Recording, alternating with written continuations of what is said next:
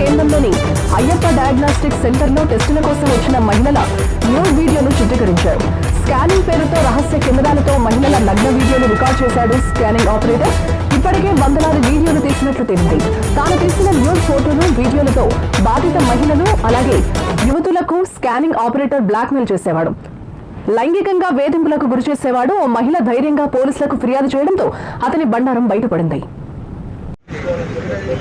ఈరోజు వైద్యుడంటే దేవుడితో సమానం, స్కానింగ్ డాక్టర్లు అంటే దేవుడితో సమానం.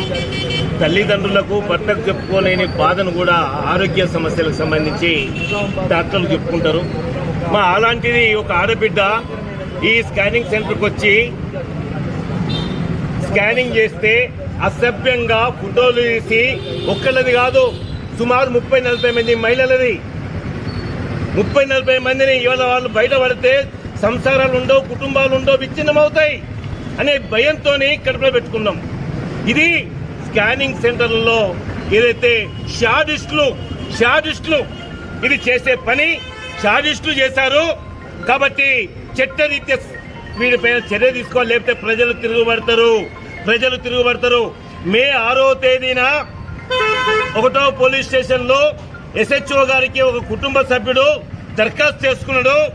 దాంట్లో మా కజిన్కి ఇట్లా అన్యాయం జరిగింది అని అడిగితే బెదిరించి 10,000 రూపాయలు తీసుకపోయి నోరు మూసుకో అని చెప్పేసి అన్నడాన్ని కూడా రాతపూర్వకంగా రాశారు ఈ స్కానింగ్ సెంటర్ పైన, అయ్యప్ప స్కానింగ్ సెంటర్ పైన.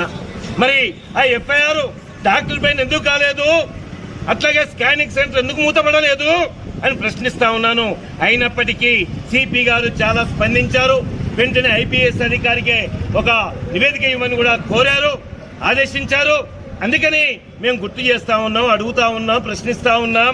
అయ్యా, నీ ప్రోటోకాల్ ప్రకారంగా మహిళా కంపౌండర్ ఎందుకు ఉండట్లేదు స్కానింగ్ చేసేటప్పుడు? నువ్వు కూడా ఆనందపడుతున్నావా ఆ ఫోటోలు చూసి, ఆ వీడియోలు చూసి అని చెప్పి డాక్టర్ని ప్రశ్నిస్తా ఉన్నా నేను. అందుకని అన్నలు, అక్కలు, ఏ కుటుంబంలో మన తల్లులు ఉంటారు, మన చెల్లెలు ఉంటారు.